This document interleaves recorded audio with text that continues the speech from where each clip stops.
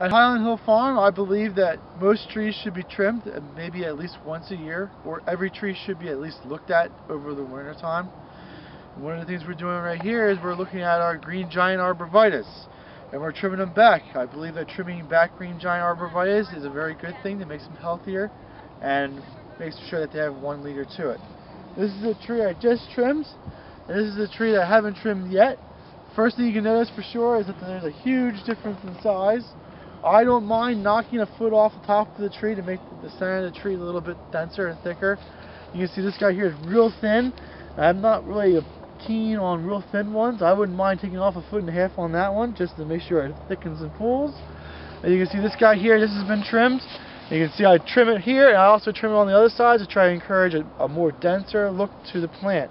And if you scan across, they all get trimmed about the same way. I try to trim them so that each width of each tree is just about the same. So if you get trees from us, they're uniform in their shape.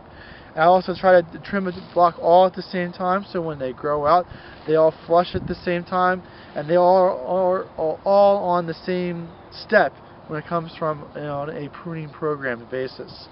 So we have a whole bunch more. I would imagine we probably have another 2,000 more to go do, but it's one of those things like I believe we really should trim them, and that's what I gotta do. So when I first start my trimming, I usually go in on the sides first and knock the sides a little bit back. And the reason I like to hit the sides back on it is that it forces the interior growth here to grow out, and that's where you get that real thick look to it. Most arborvitaes do not want to have that look, but if you go through and you trim the sides a little bit, it'll make them go out through. So just continue this idea of trying to get it a little bit thicker on the sides, upwards, and you trim it so that there's about 1 little liter.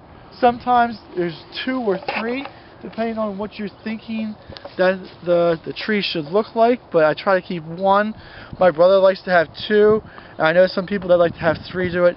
I don't think it really matters that much, but it is something that we do for it. And then we complete the trimming by trimming all the way around, making sure that there's no second leaders growing up on it, and if there's any marks like on it, you can take those little marks off as well. Nothing major. Make sure you do hit the bottoms to it. It makes it a more complete tree if you trim the bottoms as well as the top. Now we're going to skip this guy because this is pretty easy, but this guy here is a real good example of what multiple leaders on an arborvitae look like. To be honest, this is the first time we're trimming these trees. We planted them 2 years ago, and we were debating whether to trim them last year or not, and we just didn't have the time, so that kind of dissolved our debate for us. But since they have the 2 leaders on it, this is an unsaleable tree at this particular point in time, and if you do get a tree that has multiple leaders to it, you do want to do trimming onto it. So what we'll do is, I'm actually going to pick this one to be the main leader, so the other 2 are going to get knocked real hard. But when I knock them, I always try to make it so that there's another leader coming up onto it. I don't want to like flat top it and then make it like a stub there. I want to cut it so that there's more growth coming to it and it's not going to permanently scar the tree. So that's what we do. And my dad takes this and makes cuttings out of it. So Dad likes doing that. So then we just go around with our pruners. We prune around the sides a little bit. Now we're doing this to make sure that they're uniform too.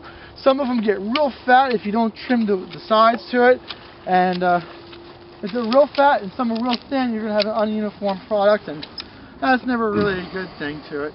So just go around, you just trim it so that it gets a little bit more uniform, gets a little bit more like a set to everything else, and the most important part is always the top, and we just trim the top a little bit, and we're good to go for it. That's how I like the trees to look.